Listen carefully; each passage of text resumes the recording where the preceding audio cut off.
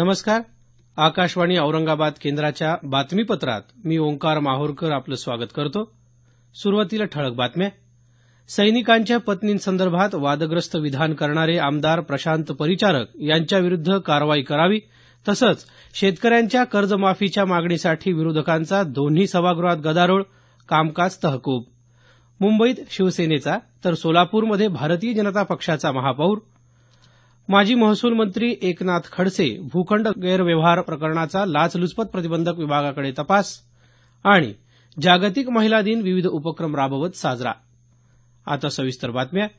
सैनिकांच्या पत्नींसंदर्भात वादग्रस्त विधान करणारे आमदार प्रशांत परिचारक यांच्यावर कारवाईची मागणी तसंच शेतकरी कर्जमाफीच्या मागणीसाठी विधिमंडळाच्या दोन्ही सभागृहात विरोधकांनी केलेल्या घोषणाबाजीमुळे काल विधिमंडळाचं कामकाज होऊ शकलं नाही. आमदार परिचारक यांच्या वादग्रस्त वक्तव्याचे तीव्र पडसाद कालही विधान परिषदेत उमटले. सभागृहाचं कामकाज सुरू होण्यापूर्वी काल सभापती, मुख्यमंत्री आणि गटनेत्यांची बैठक झाली. या प्रकरणी सभागृहातल्या 7 सदस्यांची समिती नेमावी, अधिवेशन संपायच्या आत समितीनं अहवाल सादर करावा आणि तोपर्यंत परिचारक यांना निलंबित करावं, अशी भूमिका सभागृह नेते चंद्रकांत पाटील यांनी मांडली. परिचारक यांना बाजू मांडू दिली पाहिजे, असंही ते म्हणाले. मात्र अशी समिती नेमायला विरोधकांनी जोरदार विरोध केला.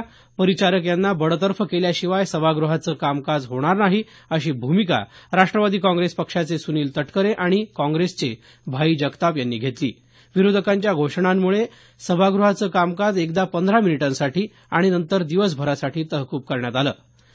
शेतकरी कर्जमाफीच्या मागणीसाठी विरोधकांनी केलेल्या घोषणाबाजीमुळे विधानसभेचं कामकाज काल तहकूब करावं लागलं. काँग्रेस आणि राष्ट्रवादी काँग्रेससोबत शिवसेनेच्या सदस्यांनीही ही मागणी लावून धरली. सभागृहाचं काम सुरू होताच विरोधी पक्षनेते राधाकृष्ण विखे पाटील यांनी शेतकरी कर्जमाफीच्या मागणीसह स्थगन प्रस्ताव मांडला. यावर कृषी मंत्री पांडुरंग फुंडकर यांनी शेतकऱ्यांना सक्षम करून कर्जमाफी दिली जाणार असल्याचं सांगितलं. मात्र या उत्तरानं समाधान न झाल्यानं विरोधी पक्षाच्या सदस्यांनी हौद्यात उतरून घोषणाबाजी केली. त्यामुळे विधानसभा अध्यक्ष हरिभाऊ बागडे यांनी सभागृहाचं कामकाज आधी 15 मिनिटांसाठी, त्यानंतर प्रश्नोत्तराच्या तासापर्यंत आणि त्यानंतर दिवसभरासाठी तहकूब केलं. मुंबईच्या महापौरपदी शिवसेनेचे विश्वनाथ महाडेश्वर यांची तर उपमहापौरपदी शिवसेनेच्या हेमांगी वरळीकर यांची निवड झाली आहे. भारतीय जनता पक्षाच्या सर्व सदस्यांनी महाडेश्वर यांना पाठिंबा दिला. त्यामुळे महाडेश्वर यांना 171 मतं मिळाली. मनसेचे 7 नगरसेवक या मतदानाच्या वेळी गैरहजर राहिले. सोलापूरच्या महापौरपदी भारतीय जनता पक्षाच्या शोभा बनशेट्टी यांची निवड झाली आहे. बनशेट्टी यांनी शिवसेनेच्या कुमुद अंकाराम यांच्यावर 28 मतांनी विजय मिळवला. बनशेट्टी यांना 49 मतं मिळाली तर कुमुद अंकाराम यांना 21 मतं मिळाली. काँग्रेसच्या प्रिया माने यांना 18 मतं मिळाली. या निवडणुकीत एमआयएमचे 9, बहुजन समाज पक्षाचे 4 तसंच मार्क्सवादी कम्युनिस्ट पक्षाचा 1 असे 14 उमेदवार तटस्थ राहिले. माजी महसूल मंत्री एकनाथ खडसे यांचं भूखंड गैरव्यवहार प्रकरण अधिक तपासासाठी लाचलुचपत प्रतिबंधक विभागाकडे सोपवण्यात आलं आहे, असं काल राज्य शासनाकडून मुंबई उच्च न्यायालयाला सांगण्यात आलं. भोसरी इथल्या औद्योगिक विकास महामंडळाची जागा खडसे यांनी महसूल मंत्री असताना अगदी कवडीमोल दरानं खरेदी केली, असा आरोप करणाऱ्या याचिकेवर काल मुंबई उच्च न्यायालयात सुनावणी झाली. यावेळी न्यायालयानं खडसे यांच्याविरुद्ध गुन्हा नोंदवण्याचे आदेश लाचलुचपत प्रतिबंधक विभागाला दिले. स्त्री भ्रूण हत्येच्या घटना रोखण्यासाठी राज्य शासन कडक पावलं उचलत असल्याचं मुख्यमंत्री देवेंद्र फडणवीस यांनी म्हटलं आहे. काल जागतिक महिला दिनी महिला आणि बालविकास विभागाच्या वतीनं मुंबईत आयोजित कार्यक्रमात मुख्यमंत्री बोलत होते. राज्य शासन महिलांना केंद्रस्थानी ठेवून योजना राबवण्यास प्राधान्य देत असल्याचं मुख्यमंत्री यावेळी म्हणाले. उत्कृष्ट कार्य करणाऱ्या अंगणवाडी सेविकांचा यावेळी मुख्यमंत्र्यांच्या हस्ते सत्कार करण्यात आला. विविध योजनांच्या लाभार्थी महिलांना प्रमाणपत्र प्रदान करण्यात आली. तसंच महिलांसाठी रेंट अ होम या मोबाईल अॅपचं लोकार्पणही करण्यात आलं. हे बातमीपत्र आकाशवाणीच्या औरंगाबाद केंद्रावरून प्रसारित केलं जात आहे. आमचं हे बातमीपत्र newsonair.com या संकेतस्थळावरही उपलब्ध आहे. जागतिक महिला दिनानिमित्त काल सर्वत्र विविध कार्यक्रमांचं आयोजन करण्यात आलं होतं. औरंगाबाद इथं डॉक्टर बाबासाहेब आंबेडकर मराठवाडा विद्यापीठात स्त्री पुरुष समानता एकजूट फेरी काढण्यात आली. लिंगभाव सजगता या विषयावर मुक्त पत्रकार शर्मिष्ठा भोसले यांचं व्याख्यान झालं. महात्मा गांधी मिशनच्या वतीनं विविध क्षेत्रातील महिलांना सक्षमा पुरस्कारांचं वितरण करण्यात आलं. यामध्ये लेखिका तस्नीम पटेल, संहिता लेखिका ललिता पवार, शिक्षण क्षेत्रामधील वैजयंती मिसाळ, उद्योग क्षेत्रातील दीपाली जाधव, पोलीस दलात कार्यरत साधना आढाव, संशोधन क्षेत्राशी संबंधित चैताली कुलकर्णी, पत्रकारितेसाठी पृथा वीर आणि क्रीडा क्षेत्रासाठी अमरीन शेख यांचा समावेश आहे.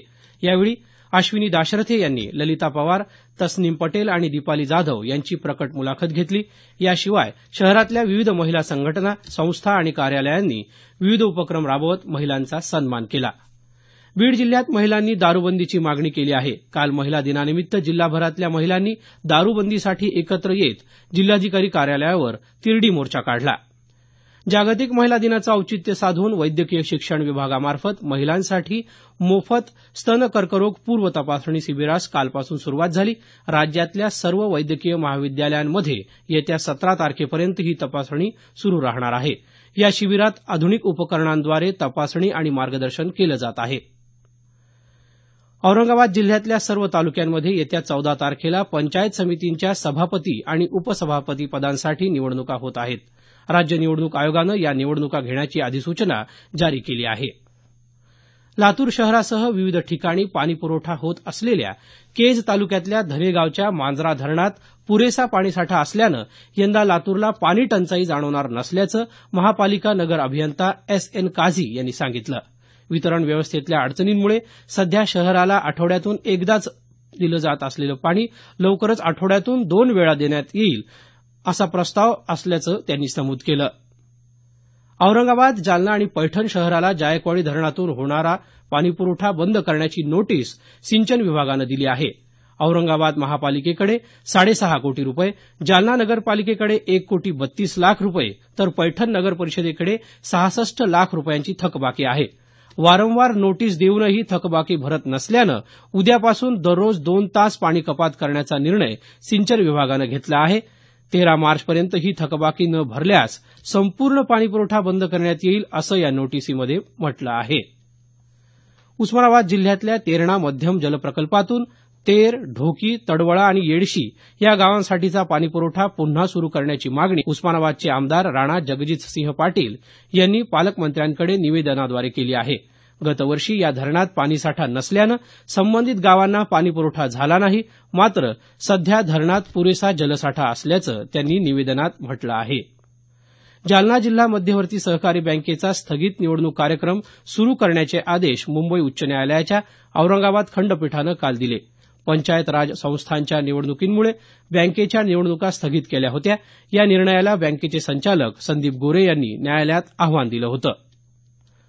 बीड कृषी उत्पन्न बाजार समितीचे सभापती दिनकर कदम यांच्यासह अन्य एकाविरुद्ध पोलिसांनी वाहनाच्या कागदपत्रांची मागणी केली असता पोलिसांना धमकावल्याप्रकरणी गुन्हा दाखल झाला आहे.